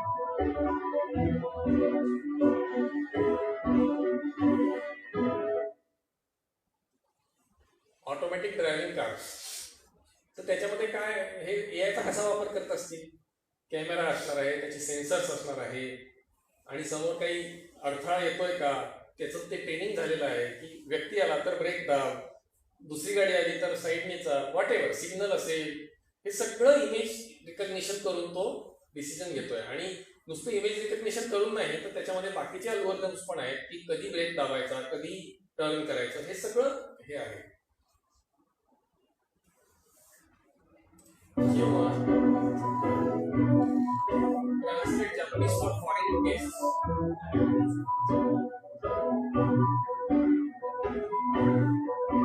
अनेक देशातले लोक येतील किंवा त्यांच्या भाषेत ट्रान्सलेशन करून देणे, किंवा एल्डरली पीपल्सला त्यांचं सामान उचलून देण्यासाठी मदत करणे, अशा प्रकारची टेक्नॉलॉजी जपान आता वापरणार आहे. एक छोटीशी आता दैनंदिन जीवनातलं एक सुंदर उदाहरण मी तुम्हाला सांगतो. माझ्या वडिलांना पुण्यावरला नागपूरला जायचं होतं, तर मी रिझर्वेशन करायला गेलो तर मला तिथे वेटिंग दिसत होतं. आपल्यापैकी बरेच जण IRCTC वरती रिझर्वेशन करतात, राईट. तर वेटिंग दिसलं तर आपण काय करतो, नॉर्मली वेटिंग जर असेल तर आपण काय करतो, तात्काळचं रिझर्वेशन करतो ना, वेटिंग आहे तर तात्काळमध्ये जाऊया आपण, थोडेसे पैसे जास्त लागतील. पण काय झालं की मी याचा ॲपचा वापर केल्यानंतर रेल्वेने एक खूप सुंदर फॅसिलिटी दिलेली आहे. इथे जर मी बघितलं तर हे बघा, आजच्या तारखेचं पुणे नागपूर आझाद हिंद एक्सप्रेस, इथे वेटिंग लिस्ट इथे दाखवतोय 15 आणि 22 तारखेचं दाखवतोय 25 वेटिंग लिस्ट. पण आयआरसीटीसीचे एक छान फीचर इथे समोर आणलंय, कन्फर्मेशन प्रोबॅबिलिटी. जेव्हा मी याच्यावरती क्लिक करतो तेव्हा मला इथे सांगतो की तुमची कन्फर्मेशन चान्स हा 72% आहे आणि 22 तारखेचा कन्फर्मेशन चान्स हा 80% आहे. सो नॅचरली माझ्या वडिलांना जाण्याचे दिवस काही मागे पुढे घाई नव्हती. So what I did, I book on 22nd आणि ही गॉट कन्फर्म. सो हे कसं शक्य झालं, तर त्यांच्याकडे साधारण दर दिवसाला जवळजवळ 10 लाख तिकीटं बुक होत असतात आणि गेल्या 10-15 वर्षांचा डेटा जर बघितला, ह्युमंगस डेटा, खूप डेटा आहे आणि ह्याचं त्यांनी मशीन लर्निंग अल्गोरिदम दिला असणार आहे आणि ते आपल्याला सांगू शकतात की या तारखेची, त्या दिवशी सण आहे का, रविवार आहे का, हे सगळ्या प्रॉबॅबिलिटी लक्षात घेऊन तो सांगतो की आपल्याला इतके टक्के चान्स आहे. साधारण 80% वर जर असेल ना तर ते नक्की होऊ शकतं. सो तेच माझ्या वडिलांच्या मित्रांना जेव्हा जायचं होतं त्यांनी ते बघितलं, त्यांनी याचा वापर केला नाही, त्यांनी तात्काळमध्ये तिकीट बुक केलं आणि मी साध्या याच्यामध्ये तिकीट बुक केलं. काय झालं, हे तिकीट कन्फर्म झालं, त्यांचे पैसे वाचले. कारण तात्काळमध्ये जर बुकिंग केलं तर ते पैसे जास्त लागतात आणि याची कन्फर्मेशन प्रॉबॅबिलिटी जास्त आहे, त्याच्यामुळे कमी पैशामध्ये माझं काम झालं. So the thing is that the AI is going to help us decide in our daily life situations. हे नसताना खरंच काय हे होतं, शक्यता होती, अरे वेटिंग आहे, मग आता काय होईल का नाही होईल, धाकधूक मनात राहते. मी बघितलं की 80% नक्की होणार, मला माहिती आहे, खूप कॉन्फिडन्स आहे, 80% confidence, good confidence. So I book and I got the ticket confirm, निश्चिंत. तर अशा प्रकारचं डिसिजन घेण्यासाठी आपल्याला AI नक्की मदत करू शकेल. असाच एक प्रयोग आम्ही मगाशी काही सर मला विचारत होते की तुम्ही कसा वापरणार आहात AI. तर आम्ही हरियाणामध्ये एक खूप छान फ्रेमवर्क गव्हर्नमेंट डिपार्टमेंटला दिले आहे विद्यार्थ्यांसाठी, स्कूल इन्फॉर्मेशन सिस्टम. म्हणजे त्यामध्ये जवळजवळ 21,000 शाळा ह्या इंटरनेटच्या माध्यमातून डिपार्टमेंटशी कनेक्ट केल्या गेलेल्या आहेत. त्या 21,000 शाळांमध्ये जवळजवळ लाखभराच्या जास्त एम्प्लॉईज आहेत आणि जवळजवळ 40 लाख विद्यार्थी आधार ऑथेंटिकेटेड, म्हणजे आधार सीडिंग झालेलं त्यांचं युनिक विद्यार्थी त्याच्यामध्ये आहेत. मग यांचं सगळं ॲडमिशन, रिॲडमिशन, ट्रान्सफर, हे वेगवेगळ्या गोष्टी याच्यामध्ये सुरू असतात. कुठले विषय ते शिकतायत हे सगळा डेटा डिपार्टमेंटला मिळत असतो.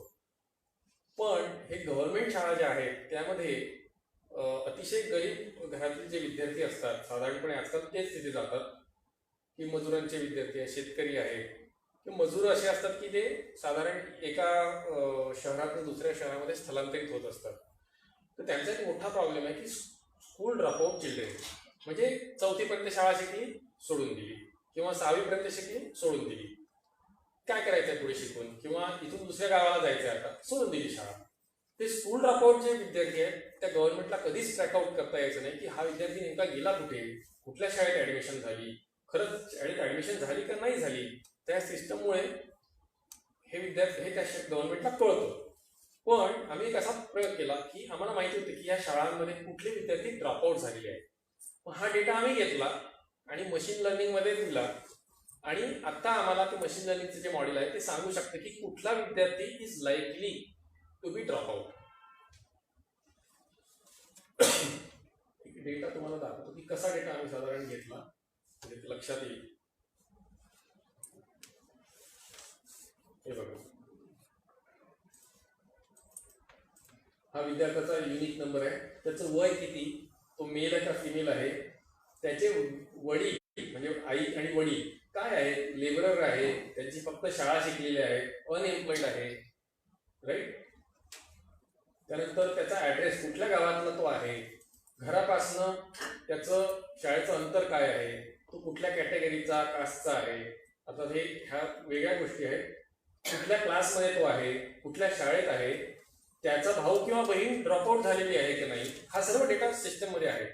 आणि ह्या डेटावरनं आम्ही त्याला दाखवलं की हा ड्रॉपआउट झालेला नाहीये, हा ड्रॉपआउट झालेला नाहीये, हा ड्रॉपआउट झालेला आहे, हा ड्रॉपआउट झालेला आहे.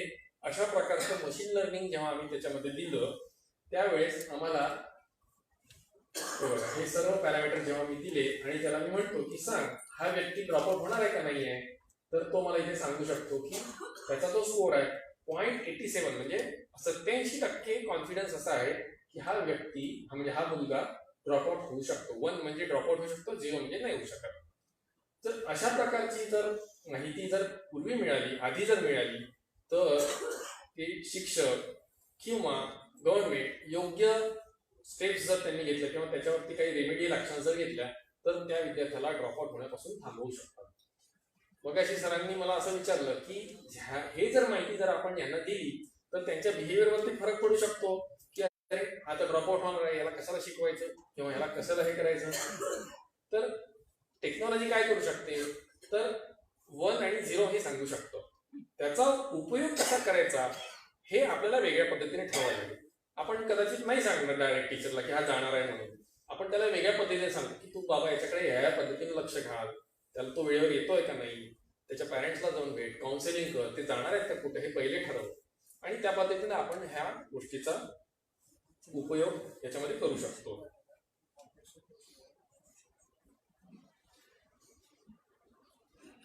सर आपण काय सांगू शकतो. तर जर तुम्ही जगात सगळीकडे बघितलं तर आता सगळा एआयचा वापर कुठे होतोय, मार्केटिंगसाठी, प्रॉडक्ट सेलिंगसाठी. जास्तीत जास्त हे व्हिडिओ बघा, ते अमुक फेसबुक बघा, इकडे जास्त ट्रॅफिक वळवा, म्हणजे पैसा खर्च करण्यासाठी लोक कस्टमरच्या खिशातला पैसा कसा काढायचा असेच जास्तीत जास्त कंपन्या प्रयोग करतायत. पण खरं आपल्या समोरचं चॅलेंज काय आहे की अतिशय तळागाळातल्या माणसांना, सर्वसामान्य व्यक्तीला ज्यांचं इन्कम अतिशय कमी आहे, जे आपण वंचित सदस्य आहेत, घटक आहेत समाजातले, ह्यांच्या आयुष्यामध्ये आपण कसा प्रकाश पाडू शकतो किंवा त्यांचं आयुष्यमान आपण किंवा राहणीमान आपण कसं उंचावू शकतो, ह्या दृष्टीने जर आपण त्याचा उपयोग केला तर नक्कीच आपल्या काय म्हणतो त्याला एआयचा जो वापर आहे तो फायदेशीर ठरेल. आम्ही ह्याच आधारात आम्ही महालाभार्थी नावाचं पोर्टल मुख्यमंत्र्यांच्या कार्यालयाच्या संयुक्त विद्यमाने आम्ही लॉन्च केलेलं आहे. त्याच्यामध्ये एक छोटासा चॅटबॉट आहे. हे पोर्टल काय करतं तर सर्व जे तळागाळातील लोक आहेत त्यांना गव्हर्नमेंट स्कीम्स ज्या असतात त्या मिळतच नाहीत किंवा त्या माहितीच नसतात. इथं जर त्यांनी स्वतःचा डेटा थोडाफार दिला की मी काय करतो, मी शेतकरी आहे का, मी शिकतोय का, माझं इन्कम अमुक आहे किंवा अमुक आहे किंवा मला काय हवं आहे हे जर सांगितलं तर त्याला तो साधारणपणे कुठल्या स्कीम्स तुम्हाला मिळू शकतात ह्याचं त्याला एक पत्र लिहून देतो. तर अशा प्रकारचा जर आपण त्याचा उपयोग केला एआयचा तर तो नक्कीच लोकांसाठी फायदा होऊ शकेल. त्यानंतर इंटरनेट ऑफ थिंग्स बरंच आपण ऐकून आहोत. इंटरनेट ऑफ थिंग्स आणि एआयचा जर वापर, इंटरनेट ऑफ थिंग्स म्हणजे काय, इंटरनेट थिंग्स आहेत, काही गोष्टी आहेत, डिव्हायसेस आहेत, स्मार्ट डिव्हायसेस, ते इंटरनेटशी एखाद्या सेंट्रल सर्व्हरला कनेक्टेड आहेत.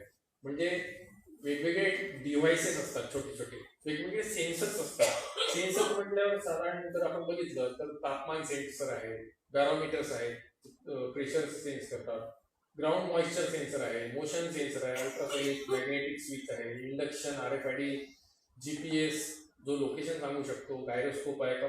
हे छोटे छोटे सेन्सर्स आता आपल्या म्हणजे मोबाईलमध्ये सुद्धा उपलब्ध आहेत किंवा इंडिव्हिज्युअल डिव्हायसेस म्हणून सुद्धा उपलब्ध आहेत.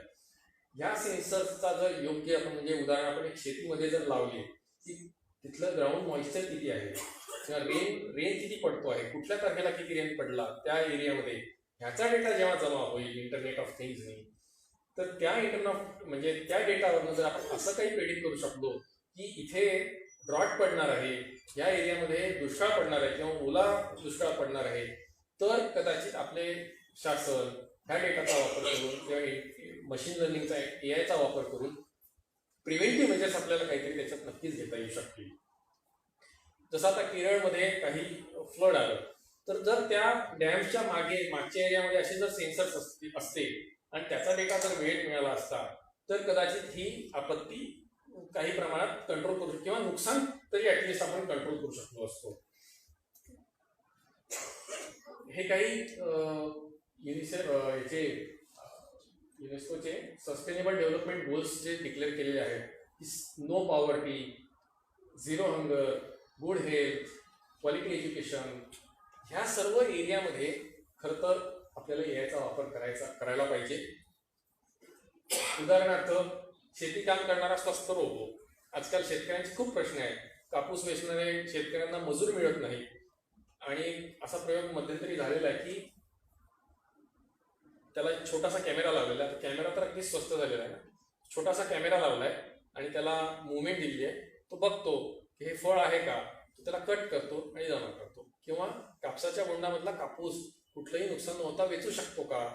अशा प्रकारचे जर छोटे छोटे रोबो 10-15 हजार रुपयामध्ये जर झाले, तयार होऊ शकले, तर ते नक्की शेतकऱ्यांना उपयोगात होऊ शकतील आणि त्याच्यासाठी एआयचा नक्की वापर करावाच लागणार आहे. मानवी गुणसूत्रांचे विश्लेषण करून प्रिव्हेंटिव्ह मेडिसिन्स, आपले जेनेटिक स्टडी करून त्याच्यासोबत सुद्धा पर्सनलाइज मेडिसिन्स हा एक खूप मोठा एरिया आता आपल्यासाठी उपलब्ध आहे.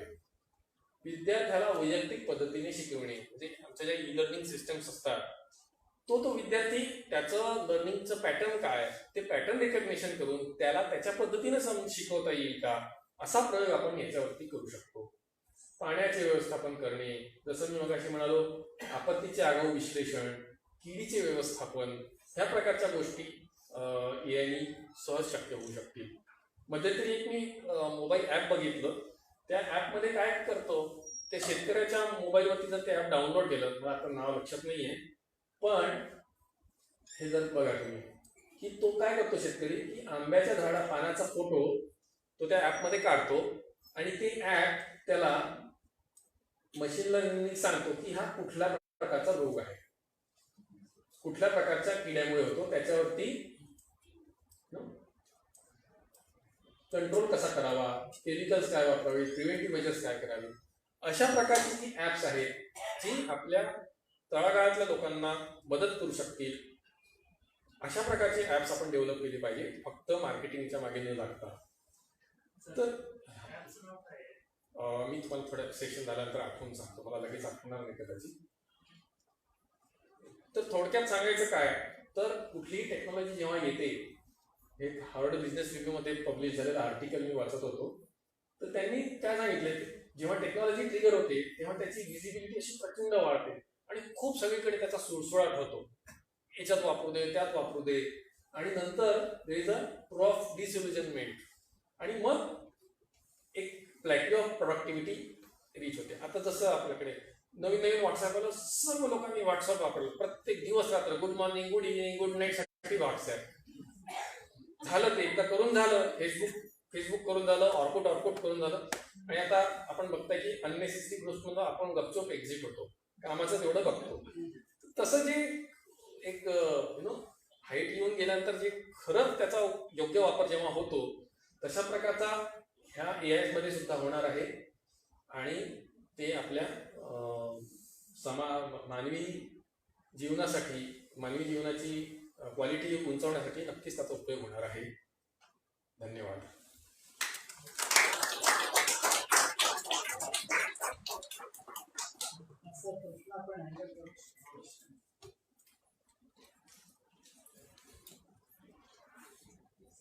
आहेत प्रश्न कोणाचे?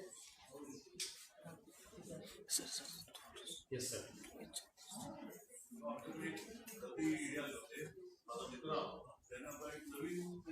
कॉन्ट्रॅक्ट घेतलेलं आहे, तो सांगतो हे ते एसी आहे, हो एसीचे डक्ट्स, हो ते साफ करण्यासाठी त्यांची कंपनीने एक नवीन टेक्नॉलॉजी आहे, ते मानवी म्हणजे ते रोबोट सोडतात. रोबोट हे डक्ट्स वर्ष कोणीच साफ करत नाही आणि ते नीट होत नाही, त्याच्यासाठी ते आहे. मी सर परवा इंडियन एक्सप्रेसला बातमी आलेली आहे, आपल्या देशात तुम्ही म्हणताय टेक्नॉलॉजीचं, पण इंडियन एक्सप्रेसला आलेली बातमी आहे की साधारणपणे हे जे सीवर साफ करणारे आहेत, हो दर 5 दिवसाला आपल्या देशामध्ये एक माणूस मृत्यू पावतो. बरोबर, मी पण ती बातमी वाचली. आता गंमत अशी आहे की ही माझा मित्र हे कॉन्ट्रॅक्ट घेईल वेगवेगळ्या याचं, कारण आता सगळीकडे सेंट्रलाइज सिस्टम आलेली आहे, किंवा एसीचे डग साफ करण्यासाठी लोक आपल्या देशात वापरायलाही लागलेच नाही. त्याने आणले कुठून टेक्नॉलॉजी, म्हणजे त्याला मार्केट असेलच, त्याला चांगले पैसे मिळत असतील. पण आपल्याकडे दर 5 दिवसाला एक माणूस म्हणत असला तरी पण तिकडे कोणत्याही प्रकारची टेक्नॉलॉजी आपण वापरत नाही. किंवा हे जे आपण म्हणतो एआय इंटेलिजन्स, ते खूप स्कोप आहे. तुम्ही आता सांगितलं याचं आहे, असं का होतं आपल्या देशात? आपल्याकडे म्हणजे आर्टिफिशियल आहे. मला असं वाटतं आपल्या देशात मानवी बुद्धिमत्तेची कुठेतरी कमतरता आहे. आर्टिफिशियल खूप आहे. सर जसं मगाशी मी बोललो ना की डर्टी आणि डेंजरस जॉब्स हे कामं आता रोबोट्स घेणार आहे. खरं तर तिथे कोणीतरी खरंच काम करण्याची गरज आहे त्या त्या क्षेत्रातल्या लोकांना. सुरुवातीला त्यांना खूप छान वाटेल की अरे मी एसी डग साफ करतो. कधीतरी ते एनलाइटमेंट होईल की अरे मी माझ्या जो असा गरीब व्यक्ती आहे जो त्याचा म्हणजे रोजीरोटी कमवण्यासाठी त्या डगमध्ये उतरून साफसफाई करतो, त्याचं जीवन मी चांगलं करू शकतो का, तिथनं त्याला काढू शकतो का, हे का तुम्ही म्हणताय ते बरोबर आहे सर. तर त्या दिशेने खरं प्रयत्न करण्याची गरज आहे. आणि ज्यावेळेस हे सर्व मार्केट एकदा सॅच्युरेट झालं की आता याच्यापेक्षा जास्त पैसे आपण कोणाच्या खिशातनं काढू शकत नाही, तेव्हा कदाचित या ठिकाणी लोकांचं लक्ष जाईल. सर विद्यार्थ्यांचा पाया काय असला पाहिजे हे सगळे शिकण्यासाठी? Objective, correct objective. म्हणजे machine learning, AI, data science याच्यासाठी विद्यार्थ्यांनी मूलभूत कुठून सुरुवात केली पाहिजे? सर खरं तर आज इंटरनेटवरती हे सगळं मी स्वतः आपलं यूट्यूबवरती वेगवेगळ्या युडेमीवरती कोर्सेस करून स्वतः इथपर्यंत म्हणजे त्याच्याबद्दल ज्ञान घेतलेलं आहे. मी पूर्णपणे शिकलो असं नाही म्हणत आहे. त्याच्यासाठी टूल्स भरपूर उपलब्ध आहेत. थोडंफार प्रोग्रामिंग ज्याला ॲक्च्युली डेव्हलप करायचं आहे त्याला एक काही नॉलेज असायला पाहिजे. जसं पायथॉन आजकाल भरपूर वापरतात मशीन लर्निंगमध्ये, पायथॉनच्या लायब्ररीज वापरतात. ज्याला प्रोग्रामिंग येतं ते पायथॉन आजकाल शिकतायत. काही रेडीमेड टूल्स पण उपलब्ध आहेत. ज्यांना प्रोग्रामिंग नाही करायचं आहे, थोडे पैसे पे करायला करायचे तसे वॅटसन, ॲमेझॉन, गुगल यांनी बरेचसे प्लॅटफॉर्म बनवलेले आहेत, ते सुद्धा वापरू शकतात. तर तुम्ही टेक्निकल बॅकग्राऊंडच विचारता. थोडक्यात सांगा. विद्यार्थ्याला आपल्याला ह्या सगळ्यामध्ये आणायचंय, मूलभूत शिक्षण जे आहे तो 8वीला आहे, 9वीला आहे, 10वीला आहे, काही 11-12वी आहे. त्याला जर ह्याच्यामध्ये आपल्याला प्रवाहात आणायचा असेल तर त्याला काहीतरी त्याचा एक बेस बनवला पाहिजे. बरोबर आहे, बरोबर आहे. त्याला एक स्टॅटिस्टिक्सचं थोडंसं नॉलेज सुरुवातीला लागतं, स्टॅटिस्टिकल मॅथमॅटिकल मेथड्स, बरोबर आहे. त्यानंतर प्रोग्रामिंगचं काही नॉलेज लागतं ज्याला स्वतः डेव्हलप करायचं असेल तर. आणि वेगवेगळ्या लँग्वेज आता रोज नवीन टूल्स येत आहेत सर, रोज नवीन लँग्वेजेसमध्ये त्याच्यात हे आहे जे स्टॅटिस्टिक्ससाठी आर आजकाल भरपूर वापरतात.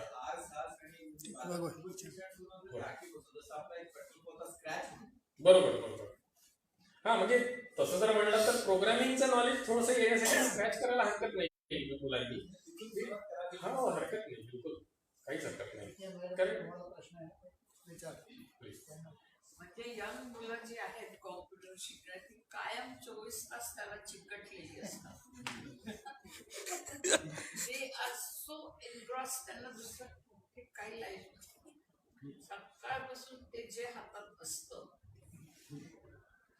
चहा ठेवला मेकॅनिकली तो प्यायला, काही समोर खायचं ठेवलं ते प्यायला, ते खाल्लं, म्हणजे ह्याच्याशिवाय काही लाईफच नसतं. त्यामध्ये ते शिक्षण घेत आहेत का फक्तच टाइमपास करतायत याला महत्व आहे. त्याच शिक्षण चालू आहे, पण they are addicted to it. हा असाच प्रश्न फेसबुकवरती विचारला. हे तुमचं वाचन फेसबुकवर टाकलं लाईव्ह. त्याच्यात प्रश्न आलाय की will people get addicted to this? Addicted to AI असं नाही म्हणता येणार. एआयला ऍडिक्ट कसं होणार आपण? एआय हा ऍडिक्टेड टू इन्स्ट्रुमेंट्स. हां ऍडिक्टेड टू इन्स्ट्रुमेंट्स होऊ शकतात. आता ते त्याच्यावरती मी काही एक्सपर्ट नाही आहे खरं, त्यावरती मी बोलू शकणार नाही. परंतु खरं जसं मी म्हणालो की याचा योग्य वापर होणं फार आवश्यक आहे. नुसतं मी फेसबुक वापरत बसलोय त्याला अर्थ नाही. त्याचा म्हणजे जर मी शिक्षणासाठी करत असेल, एक ठराविक वेळेत करत असेल तर जरूर चांगली गोष्ट आहे. तुमचा ईमेल ॲड्रेस सांगा, फेसबुकवर तेही विचारलं. somebody like okay okay. माझा ईमेल ॲड्रेस लिहून घ्या. susatpute1@yahoo.com. susatpute1@yahoo.com. तुमचं याहू पासून चालू आहे. काही हॉटमेल वाले येतात. हॉटमेलचं पण आहे. मी याहूचं आहे. समजा याच्यात तुम्हाला काही शॉर्ट कोर्सेस किंवा असं काही करायचं असेल तर हो. तसं यूट्यूबवरती खूप फ्री व्हिडिओज उपलब्ध आहेत. कोर्स करायचा असेल तर युडेमी आहे, कोर्सिरा आहे, याच्यावरती 500-600 रुपयामध्ये इंट्रोडक्टरी कोर्सेस उपलब्ध आहेत. अर्थात म्हणजे तुम्ही कुठल्या लेवलपासून सुरू करता, म्हणजे you are a programmer then you have to start at a different level. If you are novice then you have to start a different introduction to AI वगैरे या टाईपचे कोर्सेस. म्हणजे म्हणजे आफ्टर इंजिनिअरिंग और something software engineering केल्यानंतर समजा ह्याच्यावर specifically करायचं असेल तर आहे ना, Python, machine learning, AI with Python हा आजकाल खूप पॉप्युलर होत आहे पायथॉन. कारण त्याच्यातल्या ज्या लायब्ररीज वापरतात ते खूप रेडीमेड आहेत आणि पटापट त्याच्यावरती काम करता येतं. So Python is very popular language for this. पण मशीन लर्निंगमध्ये चुका खूप आहेत. सध्या आम्ही तसा एक प्रोग्रामच राजीव गांधी सायन्स टेक्नॉलॉजीतर्फे करतो आणि त्याच्यामध्ये ते सुधारायला खूप वाव आहे. हो हो. त्याची ॲक्युरेसी जी आहे ती खरं डेटावरती डिपेंड करते की किती चांगल्या क्वालिटीचा डेटा आपल्याकडे आहे, त्यावरती त्याची ॲक्युरेसी मशीन लर्निंगची मिळते आपल्याला. तर मशीन लर्निंगचं जेव्हा मॉडेल बनवतो ना त्यावेळेस आपला नक्की प्रॉब्लेम काय तो डिफाईन करणं, त्याच्यासाठी लागणारे कुठला डेटा आपल्याला महत्त्वाचा आहे तो डिसाईड करणं हे सगळ्यात जास्त महत्त्वाचं आहे. आणि त्यापर्यंत हळूहळू त्याची ॲक्युरेसी वाढवता येऊ शकते. म्हणजे असं नाही की पहिल्याच एकदमच सगळं माहिती आहे आणि आता आम्ही मॉडेल तयार केलं, असं होत नाही. आणि हे जास्त करून डेटा डिपेंडेंट असल्यामुळे एखाद्या सिनारिओमधून तयार केलेलं मॉडेल तसं तसं दुसऱ्या ठिकाणी लागूच होईल असं जरुरी नाही. म्हणजे मी जर जे मॉडेल हरियाणासाठी बनवलं ते महाराष्ट्रात तसं लागू होऊ शकत नाही, कारण तिथले ॲड्रेसेस वेगळे आहेत, तिथले डिस्ट्रिक्ट वेगळे आहेत, तिथले शाळा वेगळ्या आहेत, तिथलं रिजन वेगळं आहे. काही पण जे काही बदलतं त्यावरनं ते नवीन मॉडेल बनवू शकतो. ह्युमन इंटेलिजन्स तिथंच उपयोगी पडतो. एक वाक्य असं आहे की there was heavy rain and sleepers got water. दुसऱ्याने भाषांतर करताना झोपलेली माणसं वाहून गेली. थोडंसं versatility कमी होईल because everything is available. मला they think for you. Right. They give you options. So if you are lazy, you will say, हे आले option is type करूया. You will not, बरोबर आहे. तोही कॉन्ट्रोवर्सीचा एक मुद्दा आहे की आपली मेमरी आपण आउटसोर्स केलेली आहे की मला काय आता लक्षात ठेवायची गरज नाहीये, तसं मला काही डिसिजन घ्यायची गरज नाही. कॉम्प्युटर सांगतं ते हेच कर, मग हेच करतो. Some But people may go in for that, but Correct. it's always pros and cons. Yes that is what you sed की प्रत्येक गोष्टीला दोन बाजू आहेतच. तर आपण त्याचा वापर त्यांनी तो सांगतोय म्हणून मी तसं डम्पपणे करतोय, जसं मगाशी तो ढिलबट होतं की you are suppose to jump, असं नाही करून चालणार. शेवटी निर्णय हा माणसाला घ्यायचा आहे. तो डिसिजन मेकिंगचा जो कॉन्फिडन्स आहे, जसं त्या डॉक्टरचं मी उदाहरण सांगितलं किंवा रेल्वे रिझर्वेशनचं उदाहरण सांगितलं, तो डिसिजन मेकिंगचा जो कॉन्फिडन्स जो देऊ शकतो तो आपण आर्टिफिशियल इंटेलिजन्स कडनं जर घेतला तर आज ज्या परिस्थितीमध्ये आपल्या समोर AI येतोय त्याचा वापर आपण नक्कीच आपल्यासाठी करू शकतो. त्याच्याशी म्हणजे डिसिजन घेण्यासाठी तो वापर. सायबर सिक्युरिटी मध्ये याचा कसा वापर केला? कारण आता मध्ये एका बँकेवर सायबर अटॅक झाला किंवा खूप खाली हॅकर्स मालवेअर वगैरे स्प्रेड करतात, तर त्याच्यासाठी याचा कसा वापर? नॉर्मली ते फ्रॉड डिटेक्शन मेकॅनिझम्स तुम्ही ऐकलंच असेल. फ्रॉड डिटेक्शन जे आहे ना ते सुद्धा एक प्रकारचं ते कॅटेगरायझेशनच आहे की हे झालेलं ट्रान्झॅक्शन हे नॉर्मल आहे का ॲबनॉर्मल आहे, त्यावरनं ते फ्रॉड डिटेक्शन अलर्ट जनरेट होऊ शकतो. आणि तुम्हाला एक लक्षात येत असेल की मला तुम्ही कुठलंही क्रेडिट कार्डचं जर मोठं ट्रान्झॅक्शन जर केलं ना तर तुम्हाला त्या बँकेकडनं फोन येतो की हे ट्रान्झॅक्शन तुम्ही केलंय का. कारण ज्या परिस्थितीमध्ये तुम्ही ते ट्रान्झॅक्शन करता किंवा रात्री काहीतरी वेगळ्या 10-11 वाजता किंवा रात्री 2 वाजता ट्रान्झॅक्शन केलं आहे, कुठल्या तरी इंटरनॅशनल साईटवरनं केलेलं आहे, त्यांना ते कदाचित लक्षात येईल की त्यांच्याकडे ते फ्रॉड डिटेक्शनचे मेकॅनिझम्स असतात की हे काहीतरी ॲबनॉर्मॅलिटी वाटते, लेट अस कन्फर्म. आणि ते कन्फर्म करतात आणि त्या ट्रान्झॅक्शनला मार्क करतात की हे फ्रॉड नाही आहे. आणि ते मार्क झालं की परत तो डेटा त्यांच्या मशीन लर्निंग अल्गोरिदम्सला जातो की नाही हे this seems to be a normal transaction, so next time when it comes take it as normal. तसंच आपल्या जीमेलमध्ये एक फॅसिलिटी आहे की तुम्ही mail G I D spam आहे का नाही आहे. So it learns from the past data की तुम्ही त्याला मार्क करता की ही काहीतरी स्पॅम मेल आहे, उगाच मार्केटिंग मला करताय. So you mark it, so your personalise algorithm learns it आणि नेक्स्ट टाइम तशा प्रकारची ईमेल जर ती आली तर ती तुमच्या स्पॅम फोल्डरमध्ये टाकते. सो फ्रॉड डिटेक्शन सायबर सिक्युरिटीमध्ये खूप महत्वाचं रोल प्ले करतो.